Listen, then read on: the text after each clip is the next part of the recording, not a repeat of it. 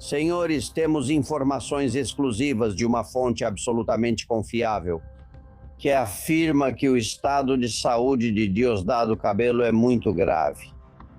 Tão grave que ele pode morrer a qualquer momento. É um fato comprovado que o presidente do governo força o TJUE desde 15 de dezembro passado em seu pronunciamento de balanço anual, fazendo parecer que isso é algo já feito, que o Tribunal Constitucional já aprovou. Isso não tem mérito, porque está sob as ordens do presidente do governo ao telefone, e agora foi feito lobby para conseguir essa decisão espúria, não é? Na casa real do que se acredita ser hoje em dia a educação, quer que os filhos eduquem os pais. E isso está muito errado. Ou seja, esses pais estão sendo influenciados por essas duas meninas, que são muito entusiasmadas e tudo mais. Mas aí dá para ver que não existe aquela disciplina do pai e do rei nesse caso, das rainhas. Ou seja, existe uma mistura ali de que todo mundo na família é igual, todo mundo manda, todo mundo... Isso também é uma mensagem letal para a juventude e para a educação de forma geral. Uma democracia em que os poderes sejam essencialmente independentes, que não permitamos que o político contamine nenhuma das instituições da nação, até que os cidadãos não recuperemos o que Valdés disse antes, o conceito de nação. Muitas vezes esquecemos seu significado. A nação somos nós, os cidadãos livres e iguais. Que porque somos livres e iguais determinamos nosso futuro.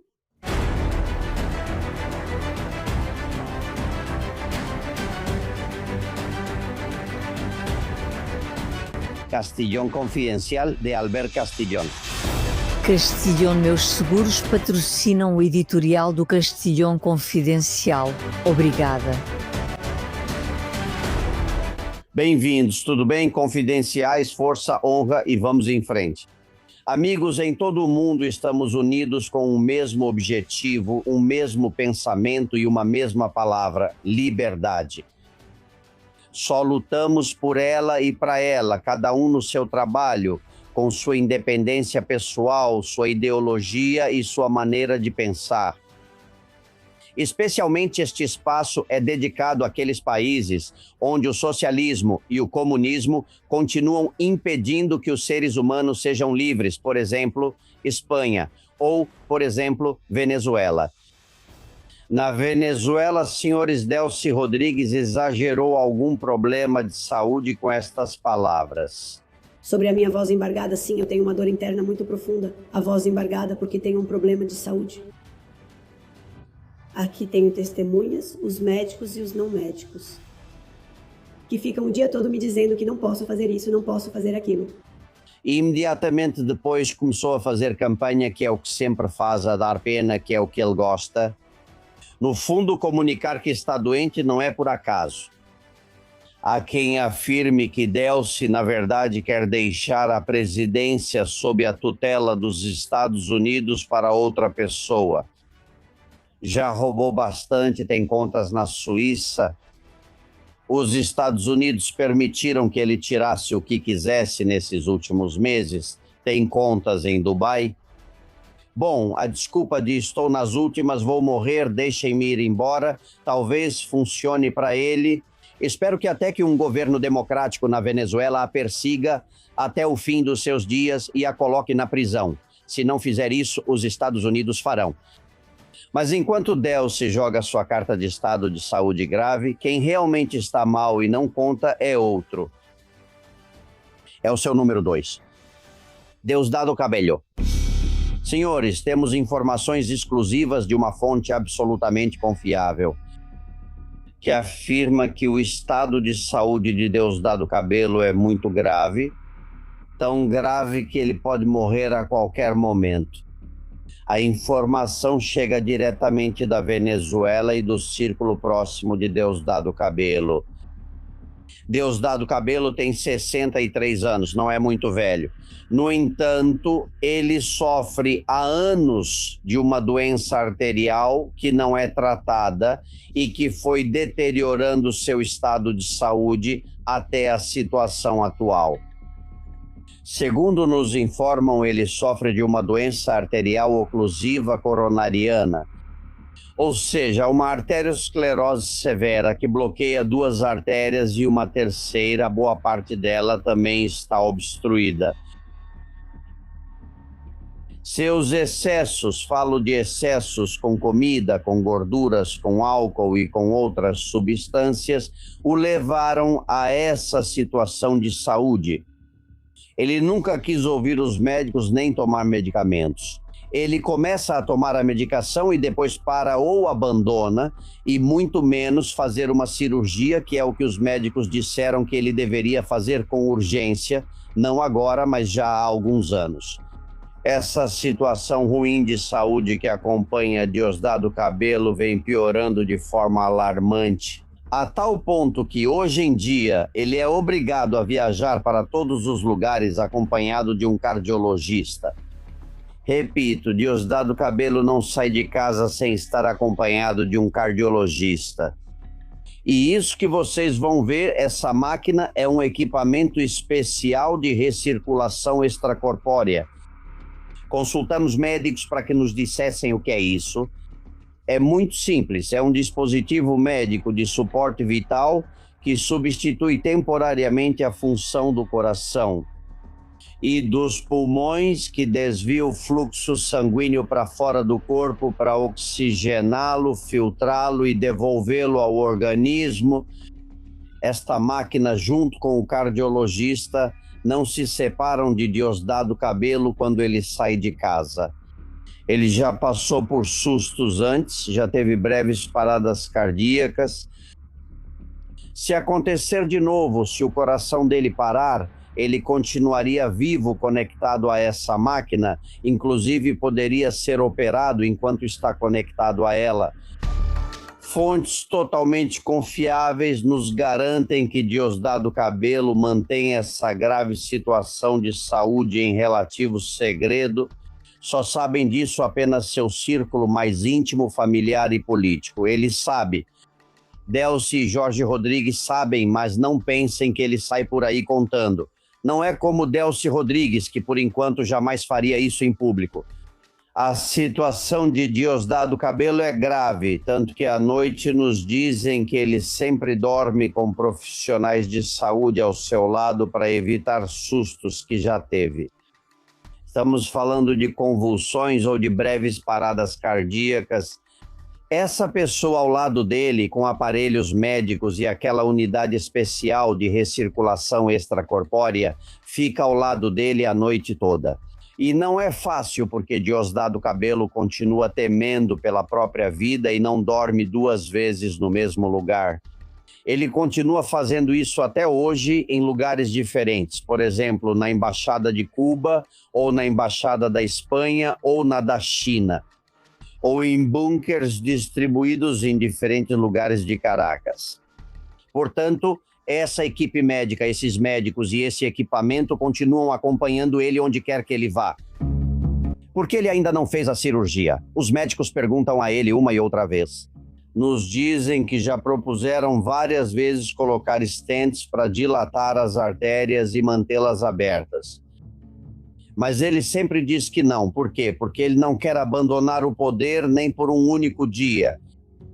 Será que ele tem medo, primeiro, de que possam acabar com a vida dele uma vez anestesiado, que algum de seus inúmeros inimigos, incluindo o Cartel dos Sóis, aproveite essa intervenção para acabar com ele?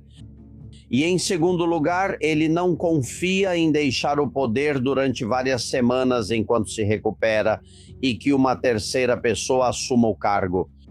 Os negócios de Diosdado. Você já sabe quais são. O tráfico de drogas, o tráfico de ouro, o tráfico de dinheiro e de pessoas. E teme que tudo isso possa ser destruído pelos Estados Unidos se ele abandonar seu lugar de chefe dessa organização criminosa. Não se esqueçam que nos últimos dias vários congressistas republicanos pediram expressamente a Donald Trump que detenha e julgue Diosdado Cabello. especialmente depois de ver aquelas imagens em que ele impede um grupo de socorristas dos Estados Unidos de passar em La Guaira. As horas de Diosdado Cabello parecem estar contadas. Talvez nem seja necessário tirá-lo, nem mesmo prendê-lo. Talvez a natureza ou o próprio diabo o leve para o inferno. Com certeza vamos contar isso aqui. Bem-vindos, investigamos. O aplicativo MIS Seguros patrocinou o editorial do Castilhão Confidencial. Baixe o aplicativo MIS Seguros, a forma mais fácil e rápida de controlar todos os seus seguros em um só lugar. Quando você anda de patinete elétrico, a última coisa que quer é carregar papéis. Seu seguro, sempre à mão, digital, organizado e pronto quando você precisar. Legendas busca Watkins a verdad, desbiblioteca inscreva-se. Castilhón Confidencial de Albert Castilhón.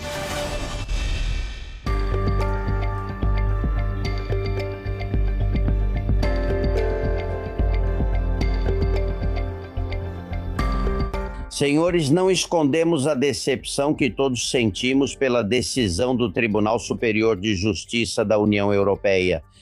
A lei de anistia, dizem, tinha como propósito reduzir tensões, não chegar a ocupar a Moncloa. Não afeta em matéria de terrorismo, embora vários dos que foram anistiados tivessem crimes de terrorismo. E dizem também que não houve desvio de dinheiro público, quando vocês e eu sabemos que isso aconteceu.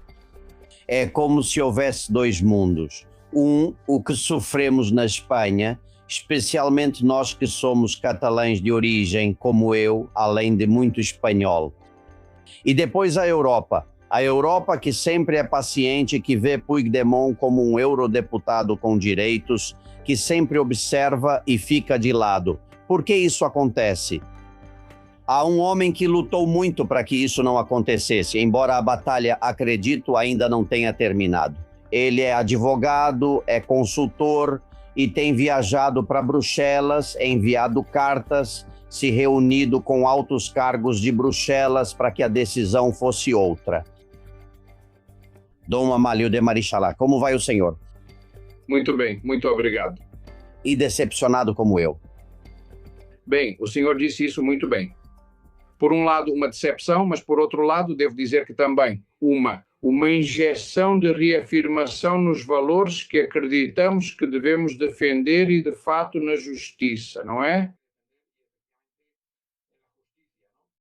Aceitando, como não poderia ser diferente, a decisão inicial que estamos ouvindo, que, embora ainda seja preciso analisar isso profundamente, evidentemente o mérito não foi considerado de forma alguma e tampouco a forma. Por que digo isso? Porque já faz muito, muito tempo que estamos lutando, de fato, enviando cartas com toda a documentação necessária às presidências das instituições europeias e também para o advogado-geral. Ao presidente do TJUE, Sr. Lenaers, indicando isso a ele. Precisamente o advogado-geral Spillman já anunciou algo que de fato é a base do que foi determinado na decisão que estamos vendo neste momento. Não que é pela reconciliação da Catalunha, quando esse argumento não é jurídico, não é verdadeiro.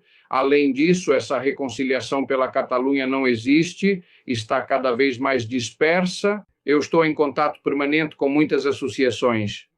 Aliás, com aquelas que organizam a Festa Nacional da Espanha e a Hispanidade. Eles reúnem centenas de milhares de pessoas e não estão para nada, estão sendo pisoteados sob as botas da Generalitat. Não, é uma mentira autêntica, uma narrativa falsa do presidente do governo. Curiosamente, o advogado-geral Spillman usa as mesmas palavras pela reconciliação da Catalunha. Quando o presidente do governo disse que não era constitucional e que não fazia parte, como sabemos, do ordenamento jurídico espanhol.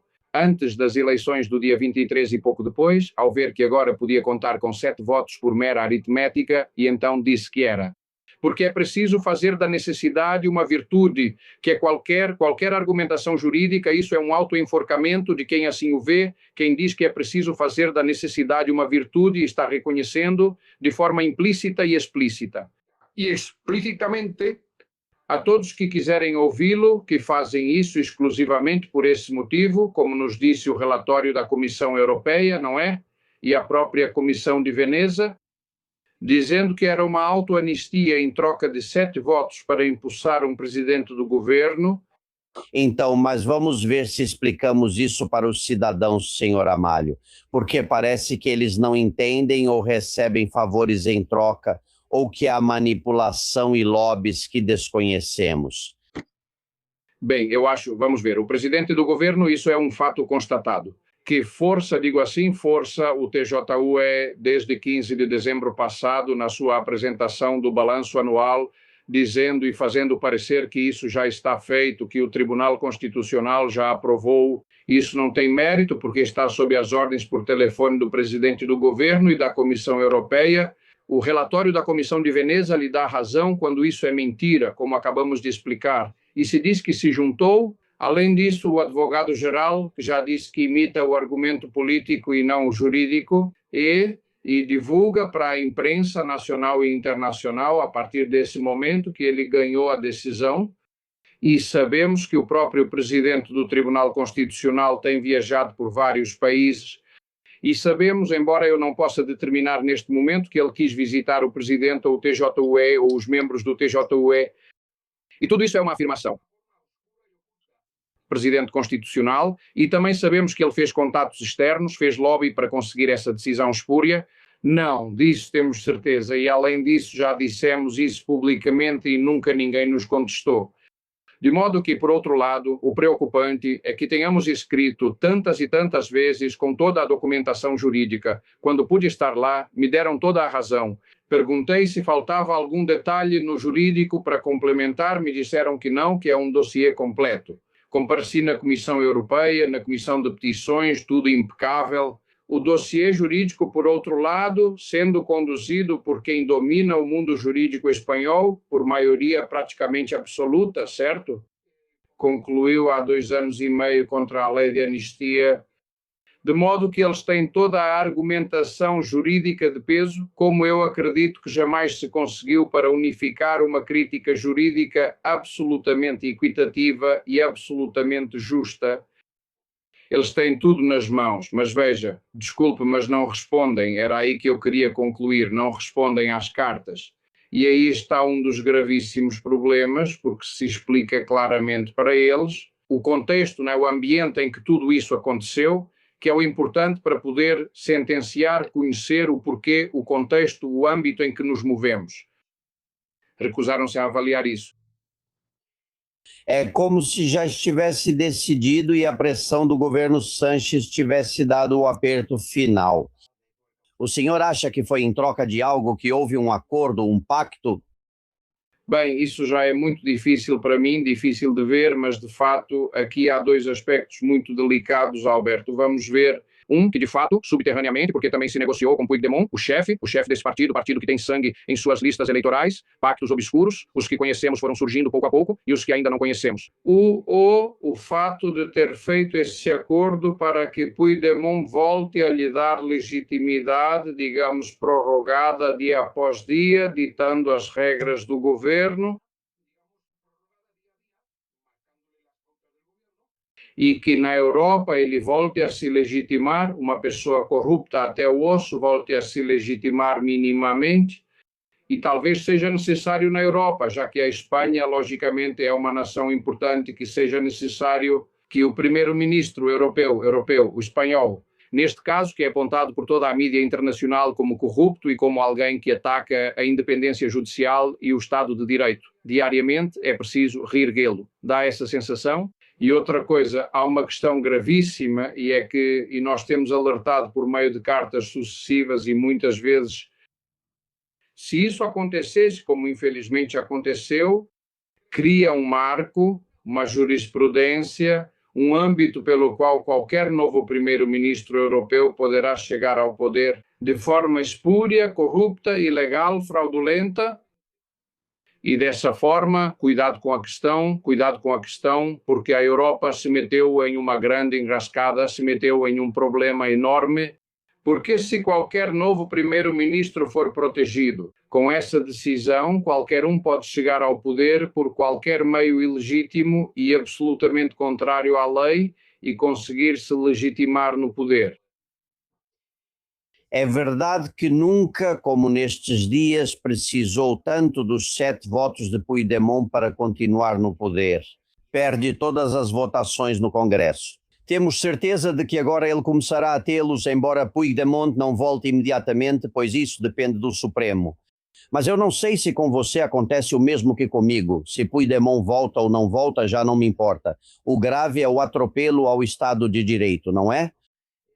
Acabaram com o Estatuto de Autonomia da Catalunha, acabaram com todas as normas deste país, usaram atos de terrorismo e agora nos dizem que tudo estava certo.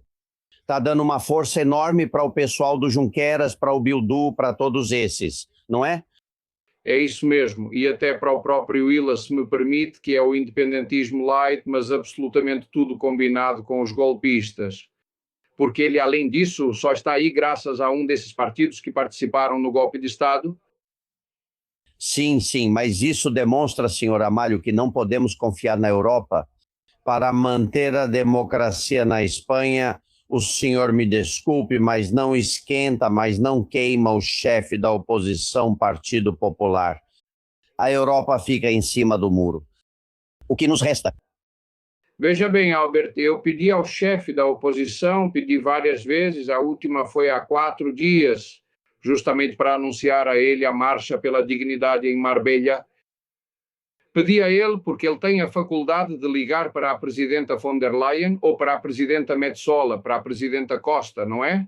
Para tomar um café, mesmo que seja informal, com a bandeira da Europa atrás e que em um diálogo, caso ele queira fazer de forma bem suave. O ideal seria que ele pedisse uma declaração pública da presidenta von der Leyen. Mas, se ele quiser fazer de forma suave, que fique claro que von der Leyen diz que isso é inadmissível, que o ataque ao rule of law, ao Estado de Direito, que é a base pela qual existem, aliás, as instituições europeias, graças a elas, que devem defender o rule of law e todos os cidadãos, a dignidade de todos os cidadãos, isso se torna uma indignidade europeia. O que resta? As próprias instituições, mesmo que olhem para trás, para elas mesmas isso volta como um boomerang, mas por que existem? Existem para defender, e isso está no Tratado da União, na Constituição Europeia, em todos os fundamentos, é para defender estritamente o império da lei. Como é possível? O chefe da oposição pode pedir imediatamente, nas próximas horas, à presidente von der Leyen que declare publicamente que o presidente do governo espanhol está atacando o Estado de Direito. Como isso é possível? Presidente de corrupção não consegue cumprir a compliance mínima europeia de ética política. E isso afeta diretamente a credibilidade da própria presidenta, das demais instituições e de tudo o que significa o chefe da democracia. A oposição tem a obrigação, e o chefe da oposição, de pedir imediatamente, nas próximas horas, à presidenta von der Leyen. Aliás, não há desculpas, pois no mesmo período do ano passado, a presidenta von der Leyen, com a bandeira da Europa ao fundo, agiu institucionalmente. Não entrarei em detalhes para avaliar. Ela criticou o primeiro-ministro húngaro, dizendo para ele permitir e não proibir o GTI no fim de semana em Budapeste.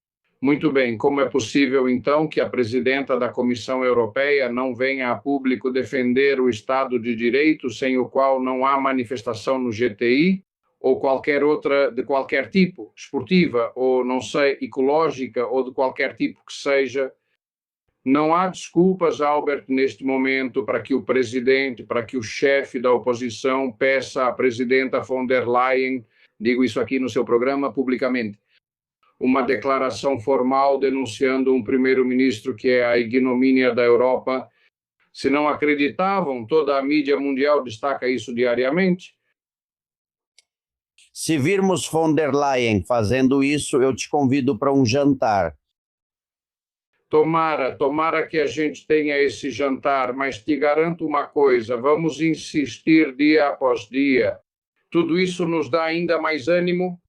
E eu, sem dúvida, faço um pacto com todos os espanhóis. Temos que colocar em prática nosso otimismo, nossa bondade, nosso abraço a todos os espanhóis que o presidente do governo quer romper e temos que tirar forças da fraqueza, com entusiasmo, com força, assim como fez a seleção espanhola. Nós, espanhóis, estamos em um 2 de maio do século XXI. Não podemos permitir que um presidente do governo, indigno para os cidadãos espanhóis e do resto da Europa, continue mais um segundo no cargo. É impossível para manter a dignidade e a decência de todos. Estamos com o senhor, muita força, e aqui tem sua tribuna quando quiser, senhor Amálio de Marichalar. Marichal Arnala, um abraço. Castillón Confidencial de Albert Castillón. Perdi meu emprego e só podia usar cartões de crédito e empréstimos para conseguir continuar, até que perdi minha casa, perdi minha família e mesmo assim não conseguia me livrar das dívidas.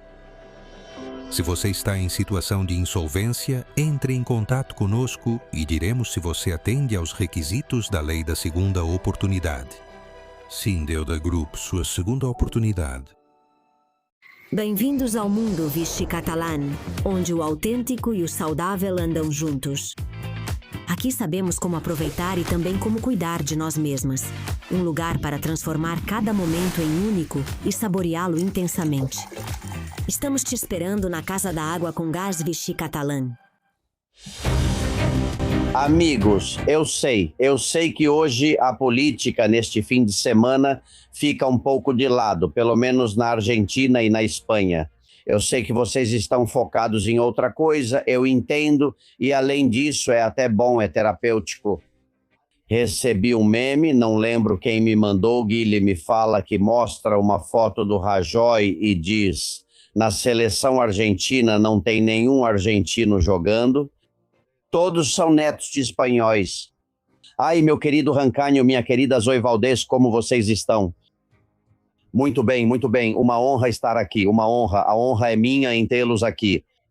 O esporte também é política já, cara, sim, cara, é sim. E além disso, netos de espanhóis, não é? Como me enviou esta amiga que se chama Maria, foi ela quem me mandou isso. Não sei, vamos ver, não sei se são netos, mas com certeza grande parte da seleção argentina é formada por descendentes de espanhóis. Óbvio. Tenho certeza absoluta disso. Cara, você sabe que tem uma foto... Sim, tem uma foto do Messi em um calendário solidário que ele fez quando era criança e ele pega no colo um bebê pretinho, muito fofo, bem gordinho. Bem, anos depois, em 2024, o pai de Yamil Lamal reconheceu que era seu filho. Ou seja, Messi segurou nos braços o outro grande jogador que agora vai enfrentar no domingo na final, né? É uma coincidência da vida, mas o mundo parece dar uma volta vertiginosa e acaba fazendo loucuras como essa. Olha o que Dani diz para você, Rancanho. Isso é para Rancanho, que dizia que as Copas do Mundo, né, o futebol que é pão e circo. Sim, por enquanto é pão e circo, mas daqui a pouco vai ser só circo, porque vão tirar o pão da gente. E é verdade ou não é? É completamente verdade. É pão e circo porque já foi inventado pelos romanos. E daqui a pouco vai ficar só no circo. Tudo bem, Albert. Vamos aproveitar. Vamos assistir ao jogo no sábado. Espero que a seleção espanhola vença. No domingo? No domingo. Você não é muito fã de futebol, né? Esperamos que tenhamos um bom dia, que possamos aproveitar, mas vamos colocar as coisas importantes em seus devidos lugares. Sim, senhor. Porque vamos voltar aqui e continuaremos esperando e dando empurrões. As coisas estão mudando na Espanha. Eu espero que em Cuba também. Tenho uma última mensagem recente de Marco Rubio. Querida Zoe, quero que você ouça. O modelo económico deles não funciona e está quebrado, sem conserto com o sistema político atual. Eles não sabem como resolver. É um Estado falido. Existem outras formas de trazer prosperidade e oportunidades para Cuba, que está cercada por países onde as pessoas fazem negócios. A preferência do presidente é sempre chegar a um acordo de paz. Preferimos sempre um acordo de paz. Depois de dizer isso, a CBS vazou que estão no Pentágono examinando o rápido envio da 101ª Divisão Aerotransportada do Exército. Mas já não sei se devo acreditar nisso, Zoe. Peço a você que me ilumine. Estou quase na mesma situação que você, só um pouco mais perto. Acho que tudo isso que Marco Rubio disse, né, ele já repetiu em inúmeras ocasiões. Já não é mais o momento de impor sanções ou mais sanções. O que isso está permitindo é dar mais tempo para o pessoal do castrismo. E depois, toda essa conversa fiada só serve para desanimar o povo cubano, que estava muito entusiasmado com a ideia de que finalmente acontecesse uma intervenção cirúrgica, humanitária, militar, seja lá como se chame, o que for. A essa altura já não dá mais para ficar com pruridos, nem delicadezas, nem nada disso. Temos que agir agora porque as crianças estão morrendo aos montes, porque há um drama que nem a ONU, tanto que falei sobre Cuba na ONU por causa de outras crianças. Lembrem-se daquele discurso de Fidel Castro que eu depois parodiei, que nenhuma criança no mundo fique sem um pedaço de pão, bumper para... Bom, agora é o caso de Cuba e agora não é de antigamente. Então eu quero saber onde está a Unicef Cuba, que fez um relatório que foi publicado na Espanha dizendo que as crianças mais felizes eram as crianças cubanas. Pois não, não é assim. Tem que dizer para a Unicef fazer o seu trabalho, que é a defesa da infância também em Cuba. Porque o que acontece? Que as crianças cubanas, tenham a cor que tiverem, não são importantes. As vidas das crianças cubanas não importam. Qual é o problema aqui? E então, eu acho que Marco Rubio tem que saber, assim como Donald Trump, como já escrevi em um artigo que saiu no Diário de las Américas, que a partir de certo momento, as mortes que ocorrerem em Cuba não são só responsabilidade do castrismo, também são responsabilidade de quem colocou o castrismo no poder, ou seja, o governo dos Estados Unidos, e de quem agora mesmo tem a possibilidade de nos libertar desse castrismo assim como o colocou, porque pode tirá-los e ficam com essas manhas, né? Com esses maneirismos, né? Já não é momento de maneirismos, acabou. Você publicou uma foto de um menino chamado Jordi carregando, os amigos do programa estão vendo, carregando uma sacola de latas à meia-noite para tentar conseguir alguns centavos de dólar, sobreviver e trazer algo para casa. Bom, essa é a realidade. Fiquei um pouco... Mas eu também publiquei, desculpa te interromper, eu também publiquei o vídeo de um hospital infantil. Totalmente escuro, escuridão total, as crianças chorando e as mães desesperadas porque as crianças estão morrendo nos hospitais que não têm eletricidade. Por favor, isso também, e isso é imperdoável, que o mundo que tanto fala da África, não, a África agora está em Cuba. A África está em Cuba agora. Sim, senhora. Que importante. Ou seja, o Unicef publicou um relatório dizendo que as crianças mais felizes do mundo estavam em Cuba. Você me promete? É sério mesmo? Sim, foi publicado na Espanha. Foi o Unicef de Cuba junto com o Unicef da Espanha. Eles publicaram há uns 2 ou 3 anos um relatório onde as crianças mais felizes eram as crianças cubanas do mundo inteiro, do mundo todo. O quê, por favor? Vejam o vídeo ao qual eu me referia e vou com você, Rancanho. Vejam este vídeo. Aqui tem material para fazer um dos seus documentários. Hospital infantil sem eletricidade, enquanto nas mansões da cúpula castrista eles têm todos os luxos, luz, eletricidade, água quente e comida. Mas é incrível que o hospital ali das crianças não tenha energia elétrica. Não tenha gerador, não tenha absolutamente nada para atender as crianças. É uma loucura. Quando Pablo Iglesias foi ao hotel, havia muitas luzes. Você se lembra, Rancanho? Sim, eu me lembro, mas Zoe Valdez está completamente certa. As palavras já não valem mais nada. Eu estou completamente cansado de palavras. A única solução que existe, a única solução possível é uma intervenção militar dos Estados Unidos da América. E uma intervenção militar direta. Não me importa se a intervenção for efetiva ou se for apenas uma ameaça de intervenção e o regime abandonar as estruturas de poder e serem substituídos por homens ou por pessoas colocadas pelo governo norte-americano. Não existe nenhuma outra alternativa possível neste momento.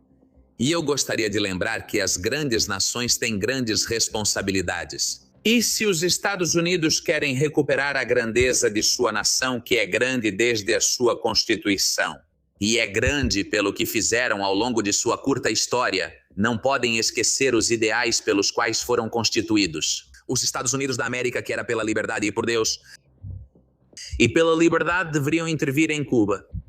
E também deveriam fazer isso por Deus. Porque Cuba está passando por um inferno. O mal está instalado em Cuba. A população cubana está vivendo um inferno em vida. Não é necessário dizer mais nada. E eu lembraria isso aos governantes norte-americanos. Não lembro isso aos europeus porque perdi completamente a fé e a confiança na Europa. A Europa desapareceu. E se depois tivermos tempo, eu gostaria de falar um pouco sobre isso com os governantes europeus. Sim, mas entendo que você diz isso depois de saber há poucas horas que a lei de anistia, você acreditam que Sanches a fez para reconciliar os catalães.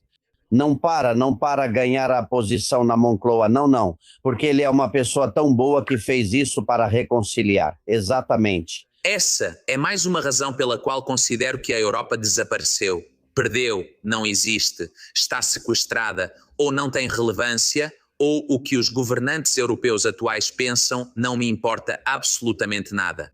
Eu peço à administração norte-americana, peço ao Partido Republicano, que é o partido que tem uma posição mais decidida sobre esse assunto. E alguns dos líderes do Partido Republicano que não esperem, por favor, que intervenham militarmente. A história vai agradecer e, sem dúvida, quem vai agradecer para sempre serão os cubanos.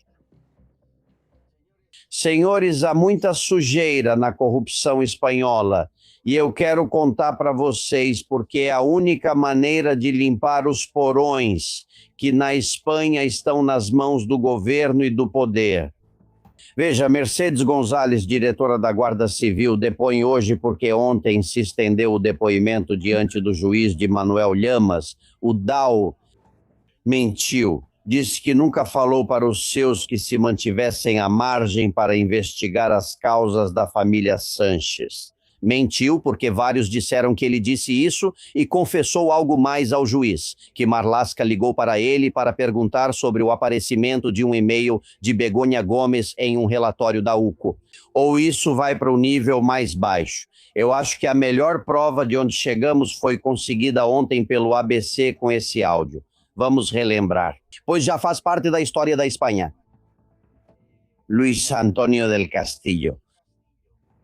Gravem esse nome porque ele é um vendido à diretora-geral da Guarda Civil, é ex-tenente-general do Comando de Operações da Guarda Civil.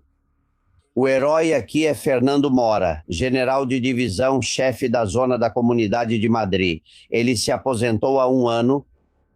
Ele diz que, por ordem de Marlaska, não vá aos atos de 2 de maio da Comunidade de Madrid. Por quê? Porque é Ayuso e eles não a suportam. E é aí que o general diz que de acordo não irá, mas que vai comunicar, vai tornar isso público. Ouça, diga, ouçam. Nada, meu general. Veja, eu pensei bem nisso e acho que a honra é o nosso lema. E devo pensar nos meus princípios, que isso que o senhor está me ordenando eu vou cumprir, porque é uma ordem, mas acho que devo deixar claro que não posso concordar com essa decisão. Entendo que estão nos instrumentalizando e que a Guarda Civil tem que ser imparcial. Isso é uma batalha política e não devemos nos envolver. E eu acho... Sim, eu me lembro, o lance das ordens era que quando você recebia uma ordem que não era manifestamente ilegal, você cumpria. Não. Não, podia sim, meu general. É que já te falei. E a confiança? Que o fato de você ter que dizer à Comunidade de Madrid que não vai porque foi ordenado que não vá, me parece até desleal. Cara, bom, pode até ser uma deslealdade, mas eu tenho que justificar que é minha obrigação, que eu sei que é uma obrigação ir a esse evento. Eu sou o representante institucional da Guarda Civil na Comunidade de Madrid. Quem me convida é a presidenta da Comunidade de Madrid. Não é qualquer um que me convida. É um evento da maior importância que eu acho que nenhum general-chefe de zona, nenhum coronel-chefe de comando pode ignorar. E que, em um determinado momento, na hora de responder, eu vou dizer, eu iria, mas não me deixam ir. Eu não vou entrar em polêmicas, não vou dizer, o ministro me disse, não, eu simplesmente vou responder. A polêmica é gerada? Não, mas a polêmica é gerada por quem quiser. Eu não, meu general. Eu só estou cumprindo uma ordem e justificando o porquê de não ir à autoridade que me convidou. Essa autoridade precisa de uma resposta. Posso dizer que não vou porque minha filha entrou em trabalho de parto? Não é isso que você deve dizer. Não, meu general. Eu acho que é questão de educação, de normas, de lógica, dizer o que você tem que dizer. Eu, nesse caso, com mais razão ainda, porque nesse caso eu me sinto usado. Acho que a instituição que eu represento, não Fernando Mora, porque nesse caso Fernando Mora não está em questão, quem está em questão é a instituição Guarda Civil.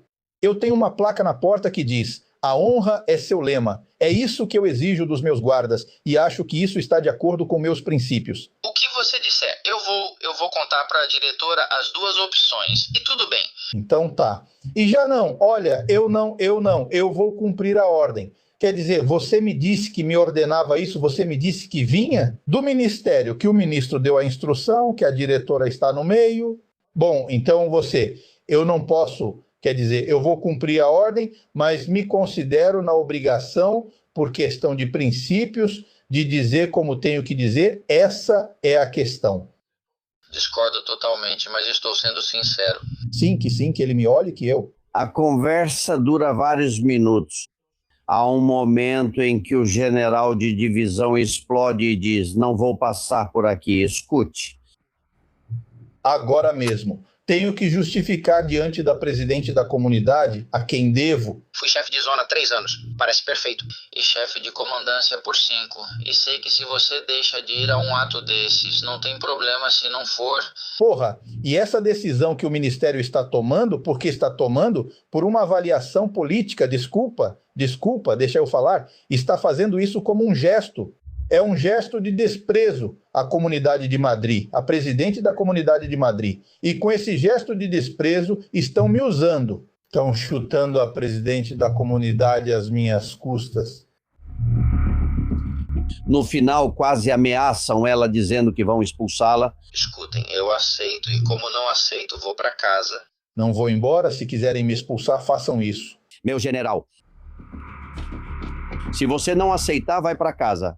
1 ano depois, esse homem se formou com honras, como vocês podem ver, e Luiz Antônio Del Castilho, tenente-general do Comando de Operações da Guarda Civil.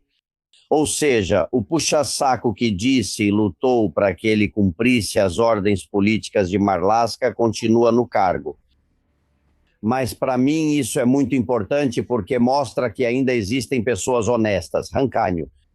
A promotora Lastra foi demitida por não defender o procurador-geral Pérez de los Cobos. A lista só aumenta e é preciso usar essas pessoas como exemplo para que outros tenham coragem, não acha? Eu concordo com o que você está dizendo, Albert. O comportamento do general é um comportamento honroso. Eu teria lembrado ao general que as ordens são legais ou ilegais, não existe isso de manifestamente legais ou manifestamente ilegais, as ordens ou são legais ou são ilegais, exato. Acho que ele tinha argumentos para poder ter desobedecido a ordem por ser ilegal. O tenente-general que transmite a ordem não tem dignidade. Vestir o uniforme da Guarda Civil, como ele faz, só mancha a imagem da corporação, já que não é um guarda civil. É um político. É um político a serviço, por sinal, de alguns políticos muito ruins. Mas qual é o reflexo? O que reflete a situação, Albert, a tomada das instituições?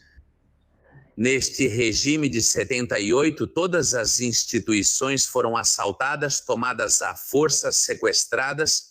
Não me importa o termo que usamos para o poder político, neste caso pelo poder político da esquerda, eles tomaram todas as instituições, sem exceção.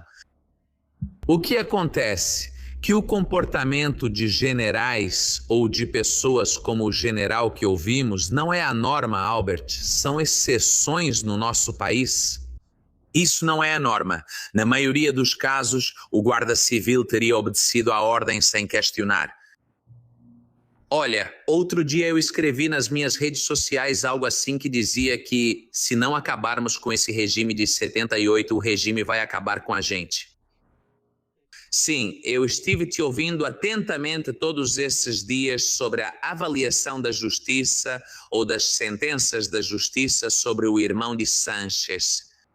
E é uma das poucas ocasiões, veja, em que eu discordo muito de muitas opiniões que foram dadas, porque me parece um dos atos mais indignos que já ocorreram na história da democracia espanhola. Quando a justiça é aparência, ela é indigna e injusta por natureza e por definição. Os juízes não deram uma sentença, tomaram uma decisão política. Tomaram uma decisão política para agradar à esquerda e achando que seria suficiente para agradar à direita. Isso é mais um reflexo do que ocorre neste país. Como já expliquei muitas vezes, porque nos programas culturais só contratam comediantes de esquerda, comentaristas de esquerda? Porque eles têm medo deles. E não é de se estranhar a reação atual em massa contra a justiça por parte do governo e de todos os seus comparsas. Sim, estão batendo palmas.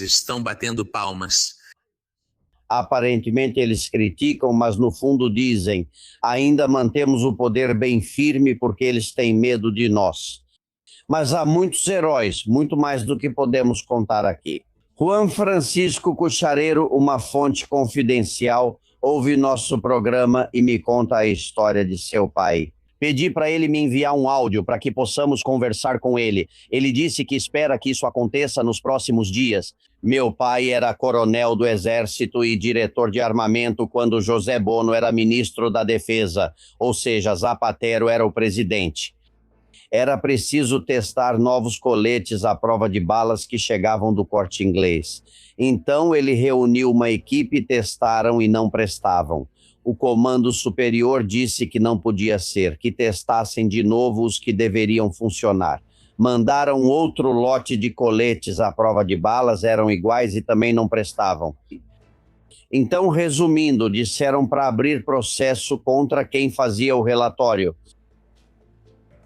O pai de Juan Francisco recusou e imediatamente pediu para ir para a reserva.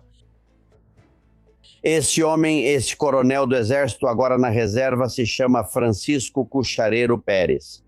Ele é muito conhecido no setor de armamentos e do Exército e deve ser honrado como mais um herói, porque há muitos como ele que precisam ser reconhecidos.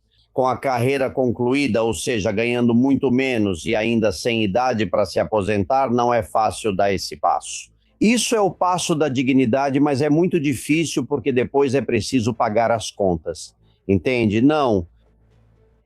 Exato. Olha, eu concordo com o que ela disse, concordo absolutamente com tudo, mas eu tenho. Lembre-se da experiência do que aconteceu em Cuba com os generais que em muitas ocasiões foram fuzilados. Eu acho que esse é um plano que a esquerda sempre traz, que é desmantelar os militares, desmantelar e divulgarizar sua honra, porque estão incluindo sua honra e isso é tirar uma parte importante da alma da nação. Veja que ontem Emmanuel Macron disse uma coisa que eu respondi para ele em espanhol e em francês. Ele disse que patriotismo sim, mas nação nunca.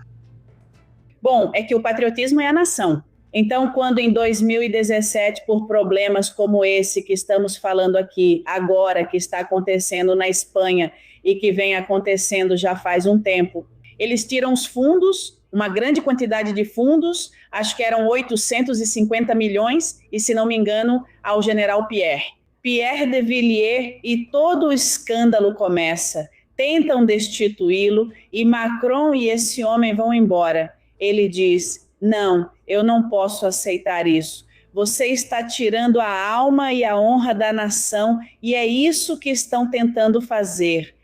E o que Arrancânio diz sobre as leis valerem e não valerem?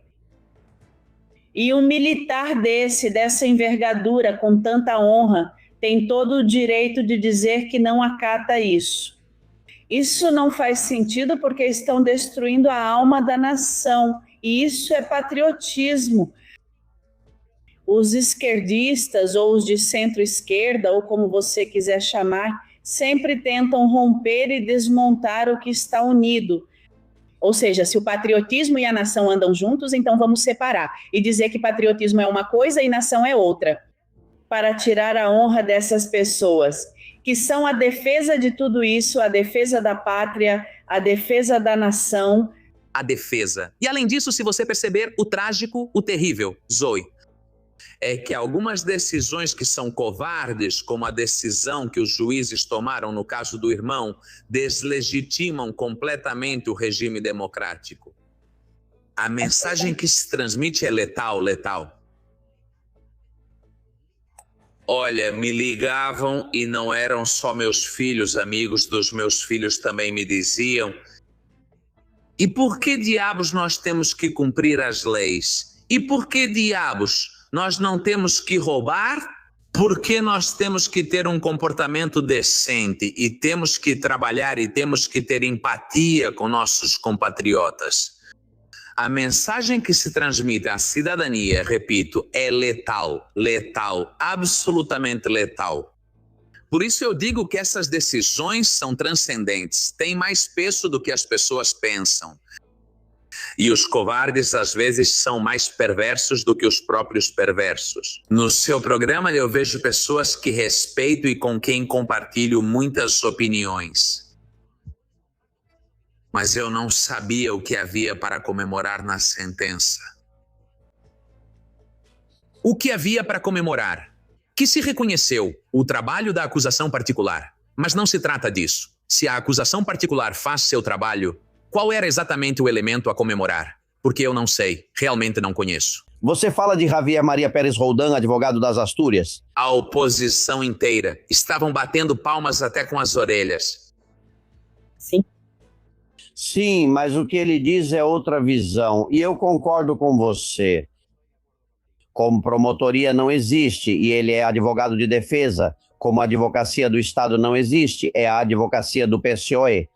Se não fosse por esse punhado de pessoas sem um tostão, que pedem doações para pagar as viagens, as taxas e os gastos, ele nem teria sido condenado a 9 anos de inabilitação. Já. Mas Albert, eu acho que a mensagem não era essa, né? A mensagem tinha que ter sido: vamos recorrer dessa sentença porque essa sentença eles vão ver. Mas porque é um escândalo? É um escândalo porque ofende a maioria dos espanhóis. Entendo.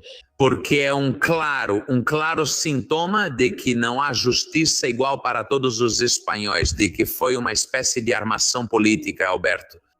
Mas essa história a gente já viu. Ei, liberaram os do caso Eric, que roubaram 700 milhões.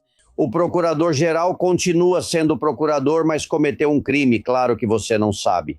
Existia do mesmo jeito.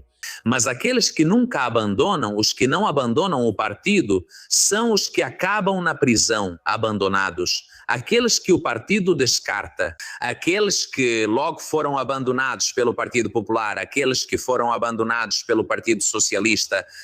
Mas para a casta que continua ligada ou atrelada ao partido, sempre há um tratamento diferente. Por isso eu te digo, Albert, que não havia nada para comemorar, absolutamente nada, nada para comemorar. Bom, que fique registrado, as partes acusadoras vão recorrer da sentença de Davi Sanches para que ele devolva os 340 mil euros que recebeu.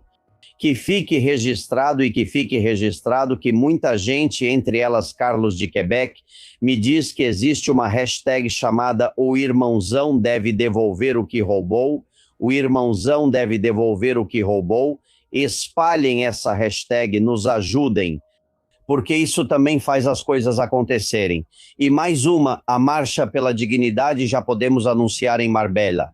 Domingo 26 de julho, 20 horas, já sei. Um domingo às 8 da noite, muita gente não vai poder ir, mas é que em outro horário os locais estão cheios, a praia está cheia. Estamos falando de Marbella. Se estiver por perto, se quiser passar por lá, se estiver de férias, porque tem muita gente que está de férias. Temos que apoiar essa marcha, teremos convidados na próxima semana, 26 de julho, 8 da noite, Marcha pela Dignidade, e essa mensagem também foi lançada. Se houver cidades da Espanha que queiram organizar uma marcha pela dignidade, a sociedade civil espanhola apoia vocês.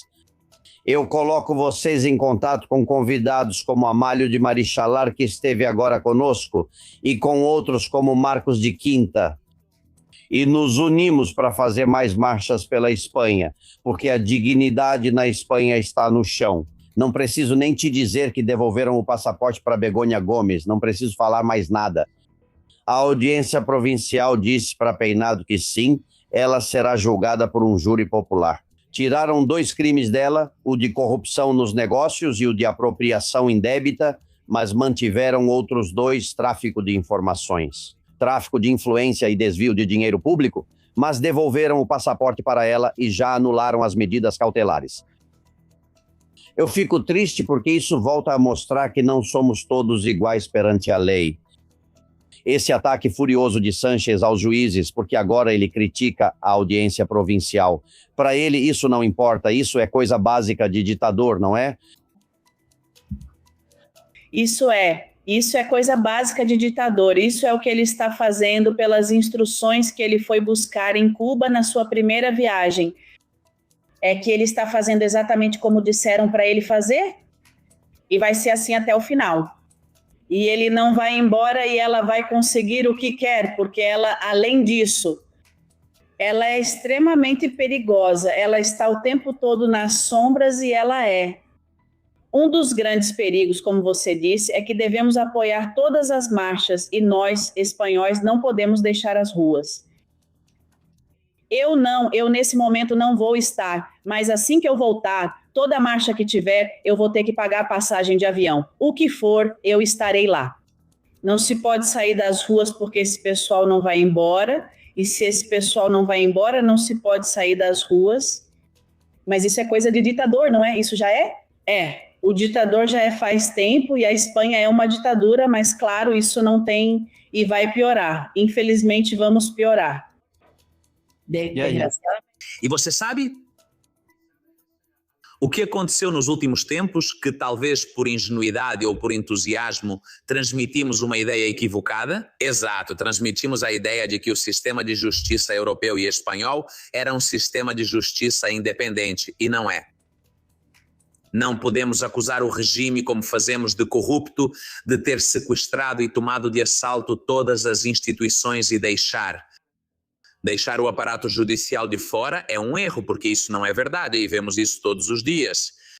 Você comentou hoje sobre a sentença do Tribunal Europeu, que é uma vergonha. Isso nem pode ser chamado de Tribunal Europeu, mas sim de Tribunal Político. E agora é uma sentença ditada sob as ordens dos burocratas de Bruxelas. Até que não tenhamos consciência de que a corrupção impregna todo o sistema, e quando digo todo, é tudo mesmo. Isso não quer dizer que não haja juízes corajosos, pois existem, assim como policiais, militares, cidadãos e jornalistas, porém, são exceção na minha opinião. E principalmente aqueles juízes que estão em uma posição de maior poder do que os juízes comuns de cidades e vilarejos. Até que não tenhamos consciência de que precisamos recuperar uma democracia militante, ativa, uma democracia em que os poderes sejam essencialmente independentes. Que não permitamos que o político contamine nenhuma das instituições da nação até que os cidadãos recuperemos aquilo que foi dito antes. O conceito de nação, porque a gente esquece o que é o conceito de nação. A nação somos nós, os cidadãos livres e iguais, que por sermos livres e iguais, determinamos nosso futuro. Precisamos recuperar esse conceito militante da democracia. E veja só, sou eu, tenho 59 anos e comentava com minha esposa. Que pena, querida, que eu não tenha 25 anos ou menos. Pelas forças, não por outra coisa, ou seja, porque eu tivesse forças suficientes, porque acho que é preciso dar um passo adiante. Temos que fazer isso de uma maneira decidida, temos que começar a buscar soluções mais criativas, muito mais combativas. A sociedade civil precisa começar a encarar isso de uma forma diferente, porque se não fizermos isso, a impunidade com que operam vai continuar dando asas a eles e eles vão continuar adotando posturas e posições totalitárias, como as que vemos atualmente, especialmente na Europa, esse controle aí. Que do ChatGPT, controle das Mas enfim, eles tomam decisões à margem da opinião dos cidadãos e precisamos começar a recuperar esse conceito de democracia militante e ativa. Bom, qualquer um na Espanha faz o mesmo comentário que você está fazendo, dizem. Se isso que acontece com Sánchez acontecesse com o PP, como estariam nas ruas, como estariam a UGT, as comissões, greves gerais, paralisações, enfim, manifestações diárias. Olhem, Sánchez até hoje não se sabe se vai à final da Copa do Mundo. E isso já é estranho em termos de porcentagem. Sim, nas últimas horas, desde que soubemos que iríamos para a final com a Argentina, Moncloa ficou em cima do muro, assim como a DAO da Guarda Civil, e disse: não sabemos a agenda, é mentira, não tem nada na agenda, é uma artimanha política.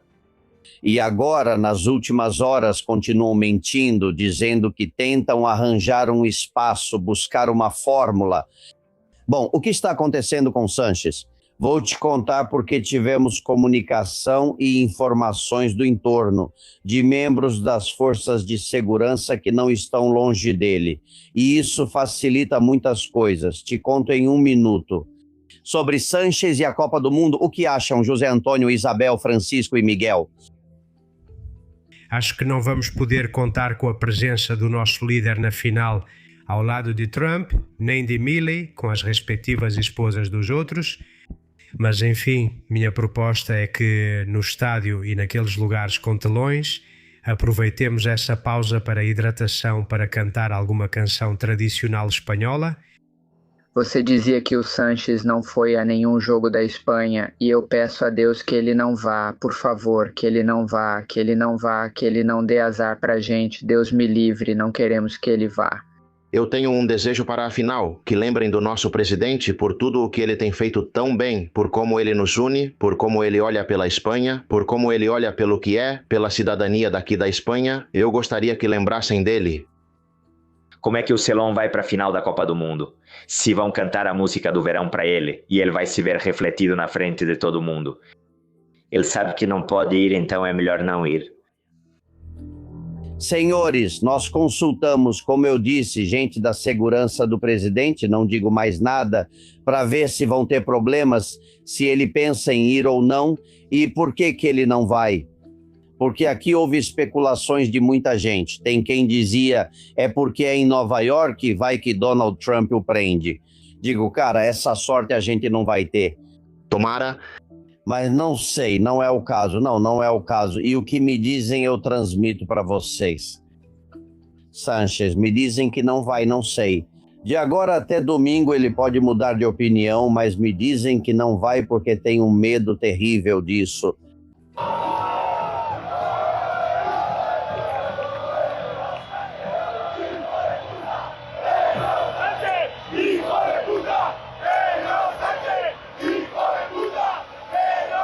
Filho da puta. Aliás, me deram mais informações sobre isso. Os Estados Unidos investigaram se, com a legislação vigente nos Estados Unidos e em Nova York, poderiam de alguma forma evitar que gritassem: Pedro Sánchez, eu gosto de fruta. E não dava para evitar. A liberdade de expressão lá ainda é maior do que na Espanha. E, além disso, avisaram porque parece que alguém fez a consulta que eu preciso descobrir. Quem foi que teve a ideia de perguntar isso? Ou para a FIFA ou para quem fosse, né? E como vão gritar se ele se aproximar da arquibancada e eu não vou poder evitar? E desta vez não são só os da Espanha que ficam sabendo, não, é o mundo inteiro. Porque isso é um foco internacional. Esse é o motivo pelo qual ele não vai. Bem, para mim faz sentido. Você que é jornalista, conhece a força que esse grito tem no mundo, não tem nada a ver com gritarem isso para ele aqui na rua. Não, claro. E além disso, ele tem medo da verdade. Ele sabe que é um mentiroso, que ele é um furro maiero. Isso ele teme. Tem medo, é um furro mala. Ele teme a verdade que é gritada para ele sempre que sai às ruas. E já, como você disse, nesse nível, pois é a própria evidência em nível mundial, internacional, e ele não vai conseguir suportar porque ele tem medo. Ele é um ególatra, ele é um psicopata e, como todo psicopata ególatra, vai reagir sem saber com todas essas caretas que faz. Veja, toda vez que ele se sente em uma situação difícil, ele fica o tempo todo fazendo caretas. Os olhos dele ficam completamente descoordenados. É como Jean-Paul Sartre, um olho no ser e outro no nada, como dizia ali antes, entre parênteses, é Guilherme Carreira Infante, é um cara que está encurralado. Por ele mesmo, ele é o atormentador de si mesmo, como Terence. Não é? É Dorian Gray, Zoe. É o nosso Dorian Gray, o nosso caso particular de Dorian Gray.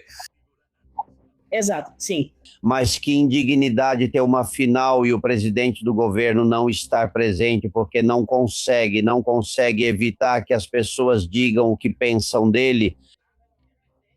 Dada a estatura de quem nos representa, eu acho que nossos jogadores de futebol, todos eles, e nosso treinador, são a melhor representação possível do povo espanhol na final. A melhor das representações possíveis do povo espanhol na final. Entendo melhor do que o rei, né, também. Sim, eu não me expressei, não me... Expressei... Com a clareza que eu queria me expressar. Eu disse que é a melhor das representações possíveis da nossa nação. Está nos jogadores e na figura do nosso treinador, que eu gostaria de destacar aqui, pois tiveram um comportamento exemplar.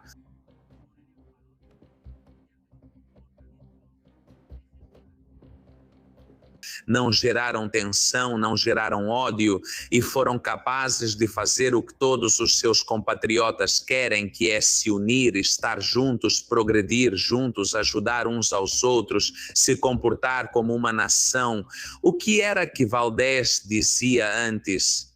Estamos bem representados, não precisamos de mais ninguém. Eu concordo.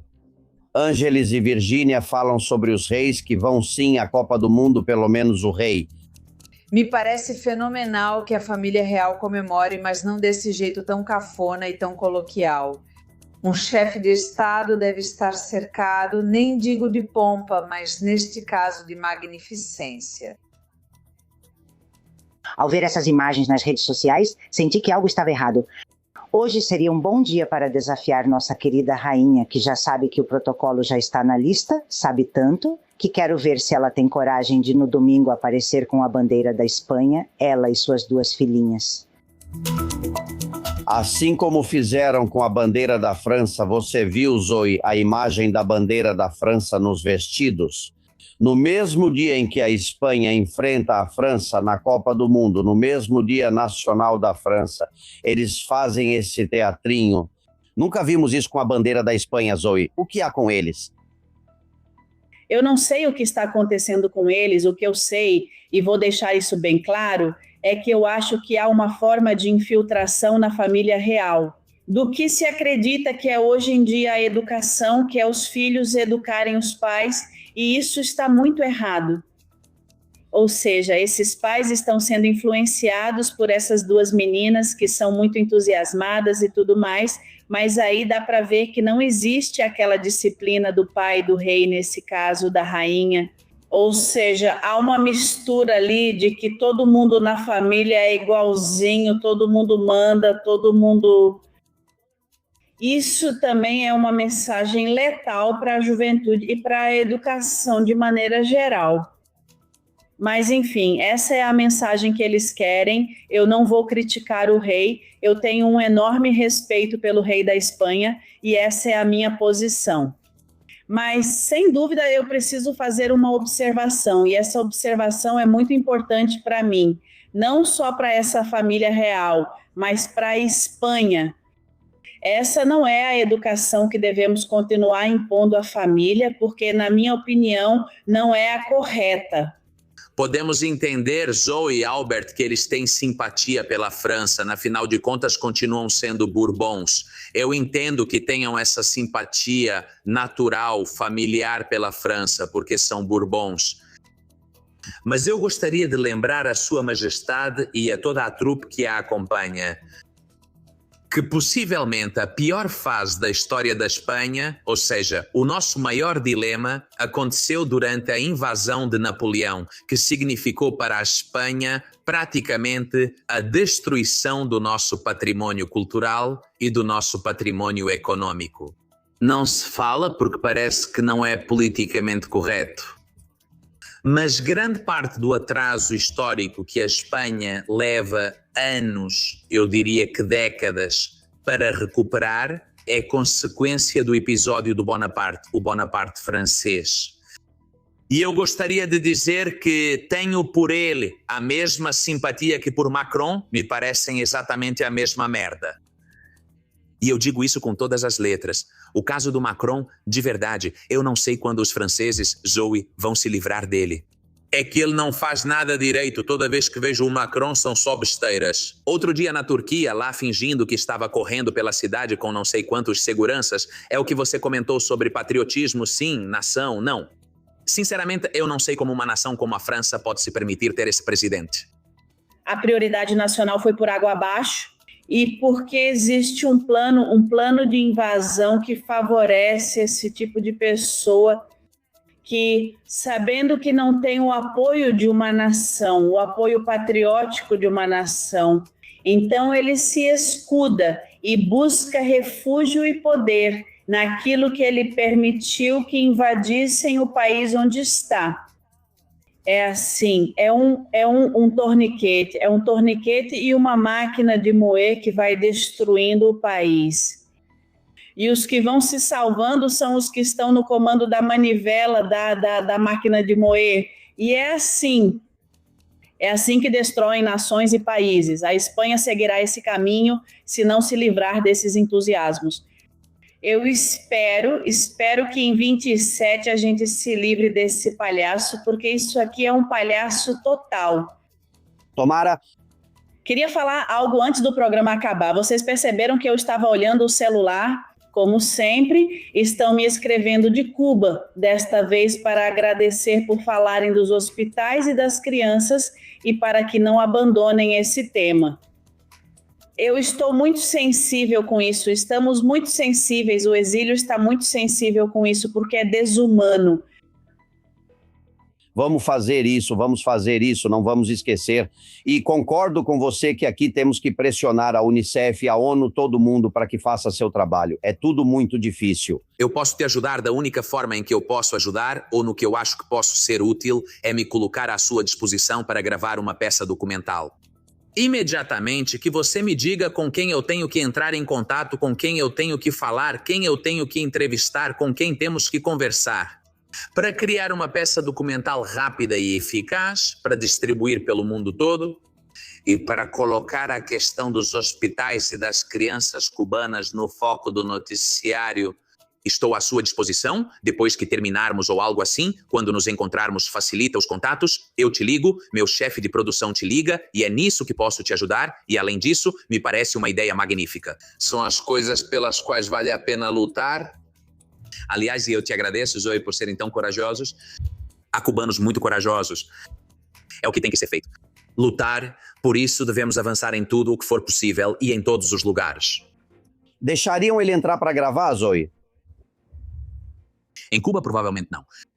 Seria muito complicado, mas há testemunhos fora de Cuba, há imagens, há muita coisa, tudo isso precisa ser compilado e, como ele disse, isso pode ser feito rapidamente. Eu te agradeço. Poderia. É uma peça com imagens de redes reais. Sim. Homem. Seria ótimo. Seria ótimo se me deixassem gravar, nem que fosse por alguém em Cuba, mas duvido que permitam a um cubano. Vou te colocar em contato com pessoas com quem falo em Cuba. Muito bem. Não citaremos mais nomes aqui, porque depois essas pessoas têm problemas. Logo têm problema. Ideia magnífica. Rancanho, já estou esperando para ver e conte com o programa para o que precisar. Aqui a equipe do programa está à disposição de vocês. Contatos, o que for necessário. Bem, mais sobre a Copa do Mundo de Futebol. Tony, Bernabé e Juan. Eu, dos jogadores, treinadores, etc., de toda a equipe técnica da seleção, no caso de chegarmos a ganhar a Copa do Mundo, eu nem apareceria na Zarzuela nem em Moncloa. Se a Espanha ganhar a Copa do Mundo, como o futebol tem mais influência do que qualquer outra coisa no planeta hoje em dia, com certeza a Espanha vai ter que pedir desculpas ao México por ter vencido naquela Copa do Mundo que o México organizava. E também a Espanha vai ter que pedir desculpas a Milei, da Argentina, por tê-lo chamado de drogado. Somos capazes de nos unir, o que é muito bom, que milhares e milhares de pessoas celebrem nas ruas. Quando passar o domingo, ganhando ou não ganhando, vamos conseguir que metade, só digo metade, de todas essas pessoas saia às ruas, com pais e avós doentes, mal diagnosticados na saúde por causa do colapso. A situação que temos no país, que é uma ditadura bolivariana 2.0, somos capazes de fazer isso? Sanches representa o contrário da Copa do Mundo. Sanches busca a divisão, quer que a gente se enfrente, polariza, remete constantemente a Franco, é um ditador. A Copa do Mundo faz com que todos se unam, não importa a ideologia. E Sanches tem um medo terrível dessa união nas ruas, que depois da vitória e da alegria, e quando alguém abraçar o outro mesmo com políticas diferentes, digam: nós dois temos um inimigo comum e ele está na Moncloa, e que essa força seja direcionada para lá. Cuidado que isso já aconteceu com a gente na Copa do Mundo que ganhamos. As coisas mudam, muda a forma de pensar de muita gente. O ruim é que só dura por um tempo, é pouco. Tomara que durasse mais, né? É quase um efeito rebote. Se a gente ganha, gera um certo grau de otimismo, né? Eu acho que está certo. Já te falei que é uma forma também de contribuir para a união, para que os compatriotas possam se reconhecer uns nos outros. Também considero fundamental a mensagem transmitida mundialmente. É uma final entre Espanha e Argentina, em que se fala espanhol. Quase só se ouve espanhol nas arquibancadas e em Nova York, que ficará cheia de falantes do idioma. Vamos celebrar a Copa do Mundo na capital dos negócios americana, que é uma das cidades com o maior número de hispânicos do mundo. E esse é um exemplo da força do que eu sempre disse, de que a Espanha é a nação mais importante da história da humanidade. E eu acho que a Copa do Mundo também vai refletir o impacto que a nossa nação teve ao longo da história. Vamos deixar por isso mesmo, depois veremos o que acontece no nosso país. E quero lembrar de alguém que é cubano, que era muito querido na Espanha e que faleceu aos 90 anos, José Legra, aqui esse campeão mundial de boxe. Vi em algum meio de comunicação, querida Zoe, que dizia: o campeão mundial José Legra faleceu aos 90 anos, muito amigo de Franco. Eles sempre têm que meter o bedelho onde não devem. Legra era divertido. Ele tinha um ótimo humor, era um cara muito engraçado e, olha, campeão mundial de boxe, que não é fácil. Ele amava muito a Espanha e sua Cuba, mas não o deixaram voltar, né? Exato. Além disso, né, eu acho que quem melhor fez o resumo desse falecimento desse grande esportista foi Bertrand Endongo, que disse na sua página do Instagram: este senhor não foi mais recebido em Cuba, não deixaram ele entrar mais em Cuba e foi recebido na Espanha. A Espanha o recebeu. Ele colocou imagens dele apertando a mão de Franco, mas eu não entendo por quê. Esses jornalistas não se informam mais porque Fidel Castro e Franco eram muito amigos. E quando Franco morreu, foi decretado em Cuba e está na imprensa oficial, 3 dias de luto nacional. Ou seja, eu não entendo a confusão que essas pessoas têm na cabeça porque elas não se informam, não investigam. Então, realmente, eu fico com a sua frase de hoje, Zoé, quando você disse que os Estados Unidos nos impuseram Fidel Castro, que agora nos livrem dos Castro, porque essa é a realidade. Isso não é como a Venezuela, né? Aqui enfiaram esse bicho em vocês e esse bicho já está aí há quase 70 anos. Vamos ver se exterminam de uma vez por todas. Vamos para a redação. Suzana Gasco, últimas mensagens. Estamos lendo várias mensagens e opiniões dos nossos confidentes que aumentam a cada dia. Isabel diz que, infelizmente, os espanhóis só se mobilizam mesmo é para o futebol.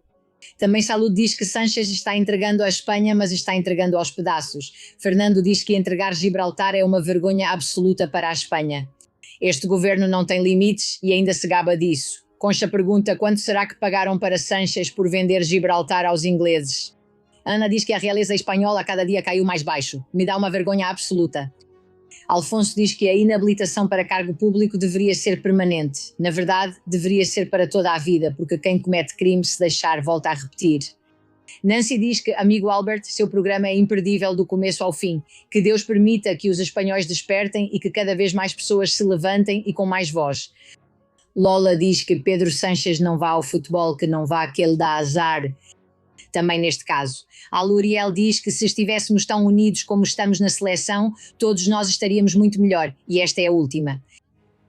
Um amigo diz que quando no YouTube durante a publicidade aparece a aba para pular o anúncio, a gente pula e às vezes continua assistindo ao seu programa, mas isso também acontece com outros críticos. Mas neste caso não deixam você ativar porque tem que assistir toda a publicidade do governo, como aconteceu hoje com a do Ministério da Igualdade.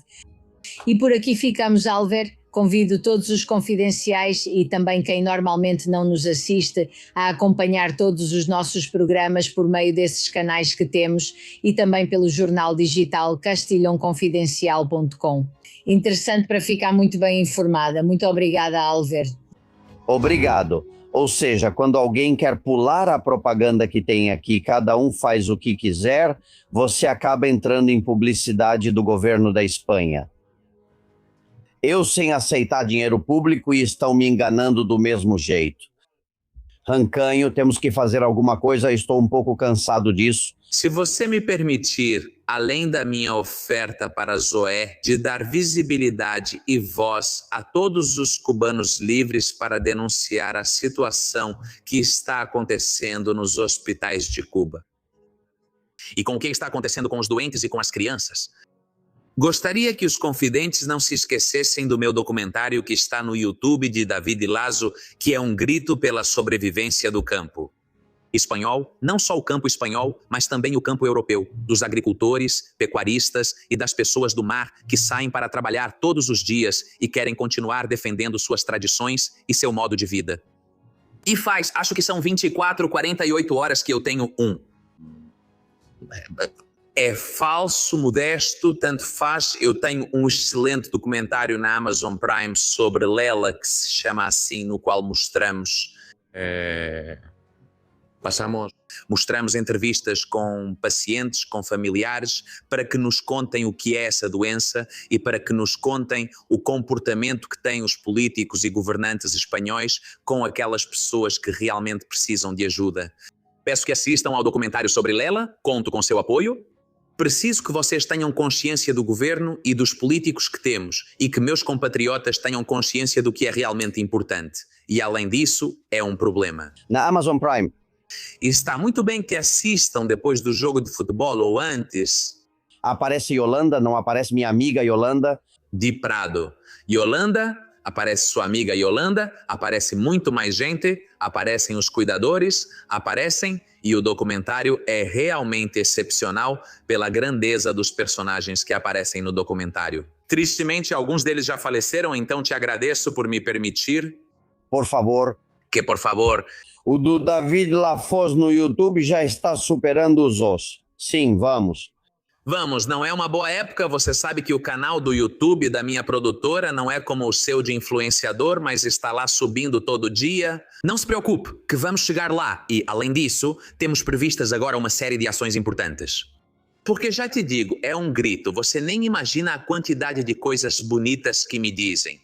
Agricultores, pecuaristas e gente do mar. Já falei isso para minha família. Vamos pegar o carro e ir de cidade em cidade. Finalmente seremos bem recebidos. Estou muito contente. Olha, saiba que o seu documentário sobre David Lafosse no YouTube foi visto por mais gente do que qualquer um dos filmes financiados por ele. Disso eu não tenho nenhuma dúvida. Assim como não tenho nenhuma dúvida de que vamos fazer uma matéria que o mundo inteiro vai ver, falando sobre a tragédia de Cuba e os criminosos que permitiram essa tragédia. Zoé, contamos com isso e com sua ajuda. Absolutamente, podem contar com isso. Assim que eu terminar, trocamos informações. Você ainda está em... É preciso dizer que Zoé Valdez está há meses em Miami e continua aí, e toda vez que eu ligo para ela, ela diz: eu voltei a trocar as passagens de avião para voltar a Paris, que é o lugar onde você mora normalmente, mas você ainda mantém a esperança de que numa dessas madrugadas te digam: hoje é o dia, vamos embora, já acabou, e é preciso dar um empurrão para que isso aconteça. Essa esperança eu vejo cada vez mais nos seus olhos. É que eu te ligo e você está aí nos Estados Unidos. Zoé, vamos ver se conseguimos logo. Um beijo forte. Além disso, Zoé, para mim, pessoalmente, para José Luiz Rancagno, é uma honra compartilhar espaço com uma intelectual de verdade como você, Zoé. A honra é muito importante. Comprometida com a liberdade, não como outros que se dizem intelectuais. A honra, e que nunca verão por sinal na televisão espanhola deste regime. Um abraço, querida, um abraço forte. É muita honra, obrigada, muito obrigada. Zoe Valdez, amigos, José Luiz Rancagno, um abraço. Produtor de cinema, preparem-se porque hoje é dia de heróis e Paco Álvares já está preparado em 1 minuto. Você está ouvindo Castilhão Confidencial. O preço do ouro atinge recordes históricos. Aquelas joias que você já não usa podem resolver muitos problemas económicos. Mas como confiar em onde ir? Javier Peno é confidencial e há 36 anos compra joias, diamantes, ouro e relógios de primeiras marcas como Cartier dos anos 80, 90 e 2000. E sempre oferece a avaliação mais alta. Ela tem 6 lojas em Cádiz e a matriz fica em Madrid, na rua Arenal, número 7. Não se confunda, porque o número 7 traz sorte. No primeiro andar, bem ao lado da Puerta del Sol. Eles não fecham ao meio-dia. Ninguém vai te pagar mais. Se quiser falar com Javier, ligue para ele da nossa parte no número 91 5930 491 593 91 593 0491 de toda a confiança.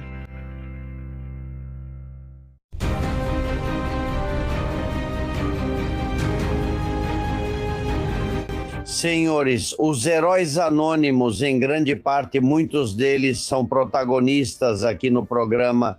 Procuramos, pesquisamos para encontrar personagens na história dos quais deveríamos nos orgulhar. E eles estão esquecidos, não por nós, mas pelos livros de história e pelo reconhecimento nacional ou internacional. Hoje, imaginem só, Paco Álvares nos traz um conquistador, entre outros lugares, de Tombuctu, que nasceu em Almeria, isso mesmo que vocês ouviram. Meu querido Paco Álvares, historiador, como você está? Pois aqui, encantado de estar com você e com todos os confidenciais, falando realmente de um herói que, olha, tem um filme, tem uma série. Esse homem bom, Libe, deveria ser muito conhecido, porque a vida dele é como um conto de fadas, não é? Mas, infelizmente, não o conhecemos. Ele se chama Judé Pachá e é verdade que com esse nome ele nasceu em Almeria? Não, na verdade ele nasceu com o nome de Diego de Guevara, em Cuevas de Almanzora, numa vilazinha de Almeria. Mas no século XVI, pouco depois de nascer, ainda criança, ele foi capturado como escravo por piratas berberes, junto com outras 300 pessoas, e levado para a África para ser vendido como escravo. Como ele era uma criança, a primeira coisa que faziam com as crianças era castrá-las para que fossem outro tipo de escravos, né? É uma época terrível. Parece que ele nasceu, aliás, em 1562, é uma época complicada. Mas, enfim, ele, apesar de ter sido um escravo e ter sido castrado, ele cresceu na corte do sultão de Marrakech, cresceu em todos os sentidos até se tornar general das tropas do sultão e combateu na famosa Batalha de Alcácer Quibir, em 1578, a Batalha dos Três Reis, na qual morreram Sebastião de Portugal, Abu Abdallah, Almanzor e o então sultão de Marrakech, que se chamava Abd al-Malik, se não me engano. Então, a partir daí, o novo sultão disse: bom, eu tenho que expandir meu território, mas claro, de um lado tem o oceano, do outro lado o deserto, ao norte tem os espanhóis e os portugueses. E o que eu faço? Por que não vou para o sul? Mas claro, ao sul também havia deserto. Mas ele encarregou esse homem, que então já se chamava Yuder Pachá, era muçulmano. Ele não veio de fora, obviamente, já vivia lá a vida toda, desde criança. Ele o encarregou de organizar um exército para conquistar o Império Songhai, que era o império que então governava o atual Mali, certo? E bem, ele formou um exército com mouriscos espanhóis, com espanhóis que estavam presos depois da Batalha de Alcácer Quibir, andaluzes, principalmente espanhóis. Bem, ele também contratou 500 arqueiros ingleses, mas esses não duraram muito, por causa do calor. Mas enfim, o caso é que ele disse: então vou para Mali. e demorou 135 dias para atravessar o deserto do Saara com o exército. Uma verdadeira barbaridade. É incrível a história desse homem que, pelo que você diz, apagou sua origem espanhola e se apegou a quem o havia sequestrado, né? Foi assim mesmo? Bem, ele apagou sua origem cristã, mas é preciso considerar o que uma criança pode fazer, porém nunca esqueceu que era espanhol. Ele falava espanhol e ele foi à prisão e disse: quero esses veteranos arcabuzeiros, tire-os daqui, eles vão para o meu exército. E eles foram com ele para Mali e venceram a Batalha de Tondive em 1590, que segundo Ortega y Gasset, que realmente conhecia Juder Pachá, foi a batalha mais ao sul que um exército já venceu. Mais ao sul, na África, que um exército espanhol jamais venceu, porque o exército era espanhol. Então, bom, de fato, eles conquistaram Mali, ficaram lá, adoraram Tombouctou. Por sinal, em Tombouctou, a mesquita que existe lá, que é patrimônio da humanidade, foi construída por Sajali, que é Sahali, um arquiteto de Guadix, de Granada, um arquiteto andaluzino. E também a biblioteca de Tombouctou abriga, ou abrigava, agora acho que está sendo digitalizada aqui na Espanha, todo o acervo que havia fugido, a Biblioteca Cati de Toledo, do século XV, desculpe. Ao chegarem, viram vários livros andaluzinos na biblioteca e perguntaram: o que é isso? E ficamos no Mali como ficamos em todos os lugares. Um dos conquistadores do Mali dizia, depois de 10 anos lá, todos os nossos filhos são negros. E é que, de fato... Lógico, mas isso significa que hoje em dia pode haver DNA espanhol no Mali, não é? Sim. Absolutamente. Existe um grupo étnico que se chama Arma como arma de fogo, e eles se consideram, e de fato são descendentes dos espanhóis. Na verdade, eles ainda usam algumas palavras em espanhol, como alfombra, sei lá, palavras assim muito andaluzinas que ainda usam em espanhol. E é um dos principais grupos étnicos do Mali, os Arma, descendentes de espanhóis. Eles se consideram descendentes de Juder Pacha, mas evidentemente de Juder Pacha não pode ser. Mas enfim, sim de outros conquistadores. Bem, Dom Diego de Guevara, que entrou para a história como Juder Pacha, entendo que, sendo muçulmano, não terá reconhecimentos, monumentos aqui, né, na Espanha. Não, na verdade não, infelizmente não. Bem, ele, depois, em 1598, foi chamado de volta a Marrakech, porque o sultão disse: vai que esse aqui resolve se tornar independente aqui em Mali. E ele foi para Fez, onde faleceu, aliás, em 1605, que é o ano em que o Dom Quixote foi publicado. Ou seja, estamos falando de uma época mágica. Mas reparem que vida desse homem, né? No final, seus monumentos são os Arma, não é? Seus monumentos são os descendentes de espanhóis que restaram, que ficaram no Mali, e pelo menos 20 mil nativos se consideram descendentes do seu exército. Esse é o seu monumento. 20 mil nativos descendentes com DNA espanhol, a maioria de Almeria, no Mali. Se você viajar por lá a turismo, procure pelos Arma, porque temos muito em comum. São família distante, mas família. É isso mesmo. Bem distante. Você tem razão, esse Juder Pacha daria um filmão impressionante. Vamos ver se conseguimos algum diretor de cinema que a gente goste. Querido Paco, um abraço, muito obrigado. Eu te sigo no seu canal. Até logo, amigos. Gosto muito que vocês não esqueçam a história e também as mortes que a ETA provocou. Luiz faz isso. Ontem, 14 de julho, há 40 anos, a ETA cometeu um atentado terrorista na Praça República Dominicana, em Madrid, no qual 12 guardas civis foram assassinados. As únicas notícias que assisto ao meio-dia são as da Antena 3, não assisto a outras. E estou realmente indignado por não terem feito nem um simples comentário. Pois o senhor tem razão, nunca devemos esquecer, e as redes sociais fizeram isso sim, no Twitter, no Instagram. Os grandes meios de comunicação só se preocupam consigo mesmos. E é muito bom que não esqueçamos. Claro, se são parceiros do governo e recebem subsídio do governo, então não querem receber uma ligação dizendo: tira isso, né? Tira isso. Eles são assim, eles são assim. Amigos, força e obrigado por estarem aí. Tem uma mensagem do Tony com muito ânimo, pode soltar. Há anos, quando comecei a te ouvir neste canal, sempre dizia que era pouco tempo, mas é verdade que fomos nos adaptando a um programa de longa duração. 1h30, 1h45 e a gente agradece muito. Muito obrigado, amigo. Estamos aqui para tentar melhorar cada vez mais e mudamos isso quase todo mês. O Memes Miguel me manda mensagens, ele diz, a lei dos netos, você vê um monte de extraterrestres com um disco voador que diz, votamos no PSOE, e Sanches dá a nacionalidade para eles.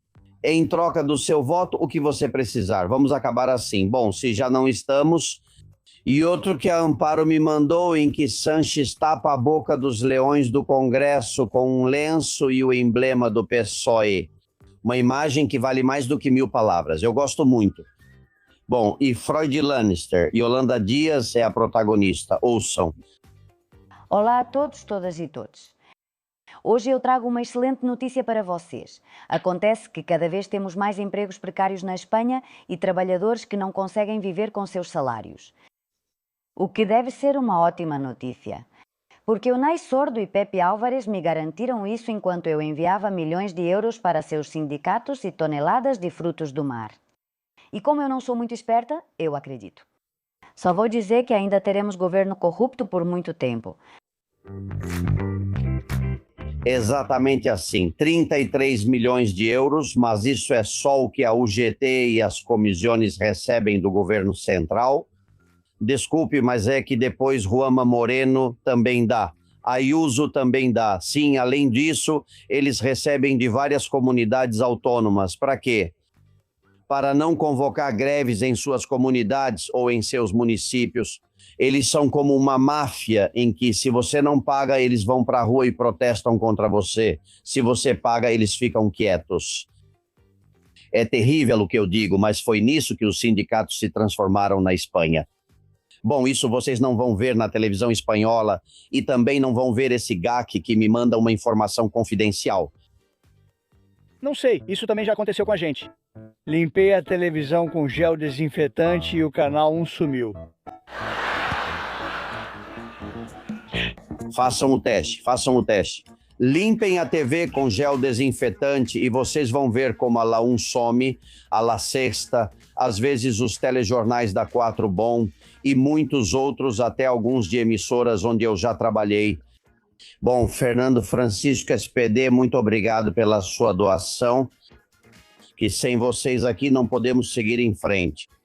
E eu tenho 2 histórias que eu adoro. Uma foi enviada pela Merche. É um vídeo com o qual eu acho que vocês vão se identificar. Eu me senti identificado com como a vida segue seu próprio caminho e a administração também, sem levar em conta os mais velhos. Tiraram o guichê de você, colocaram um aplicativo, e se você não sabe usar, a lerda é você. Bobagem, você não é lerda. Mudaram as regras para você sem te explicar. Banco no celular, agendamento médico online, código que expira, QR na mesa, procedimento com certificado, e você ali, tentando não travar. Aí está a armadilha. Tiraram as pessoas, colocaram telas, tiraram a paciência, colocaram pressa. E ainda te olham estranho se você pergunta 2 vezes. Vai lá, isso é fácil. Mas se não tem nada, você faz pelo aplicativo. Claro, fácil para quem já nasceu com o dedo na tela. Não é difícil aprender. O difícil é que todo mundo acha que você já devia saber. Como se pedir ajuda fosse incomodar. Olha para o celular, volta, perde a senha, chega outro código, o tempo acaba, respira fundo e tenta de novo. Então não, filha, você não é lerda. Te deixaram sozinha em um mundo que mudou rápido demais. E mesmo assim, você continua tentando aprender. Isso não é atraso, isso é mérito. Se também fizeram você se sentir desajeitada, comenta, acontece comigo. Acontece comigo. Acontece comigo. Ontem eu estava em uma agência bancária e um senhor muito irritado estava ao meu lado reclamando porque ligaram para ele desse banco para oferecer um seguro. Ele disse que não tinha interesse e poucas horas depois já tinham cobrado o seguro dele. Em vez de dizer para a senhora que o atendeu, não se preocupe, eu resolvo para o senhor tem razão, vamos corrigir isso para o senhor.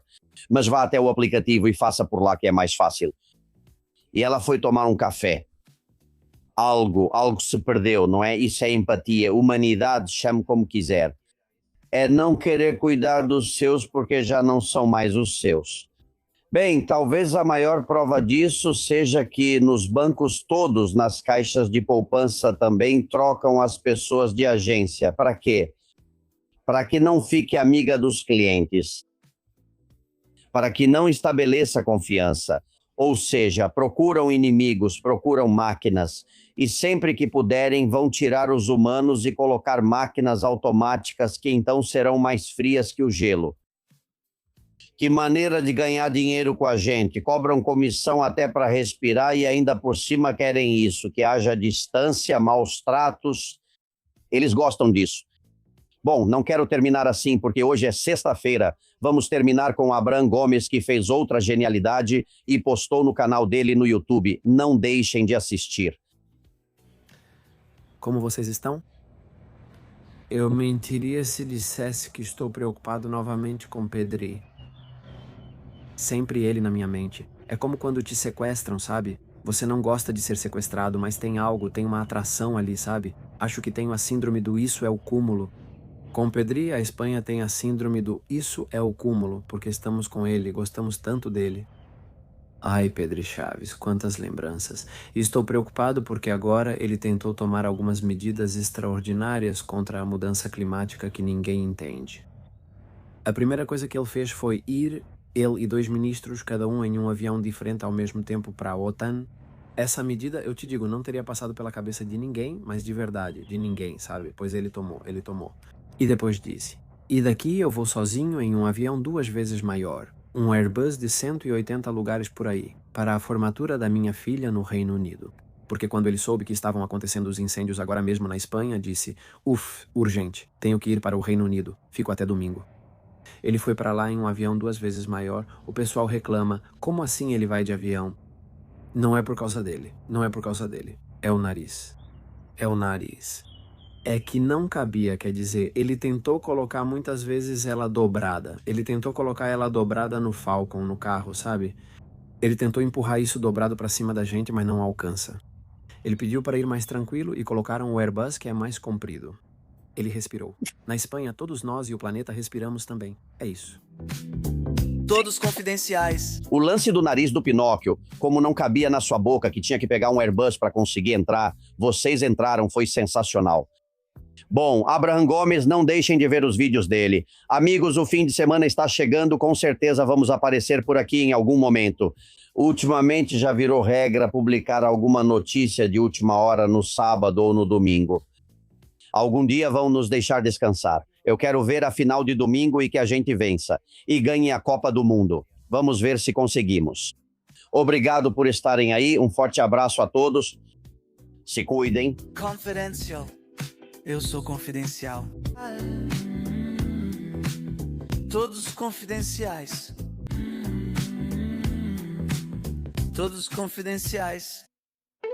Mas só para mentes abertas e para pessoas despertas.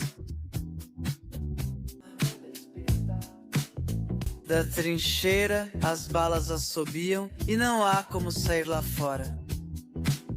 Aqui a liberdade tem asas de cera. Ao ver que é o meu eu, Susana Gash.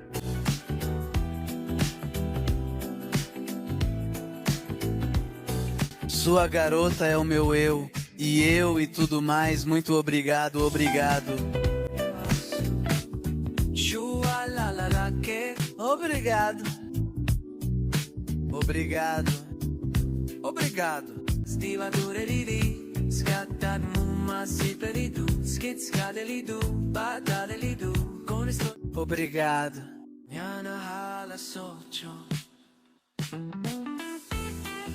Castillón Confidencial de Albert Castillón.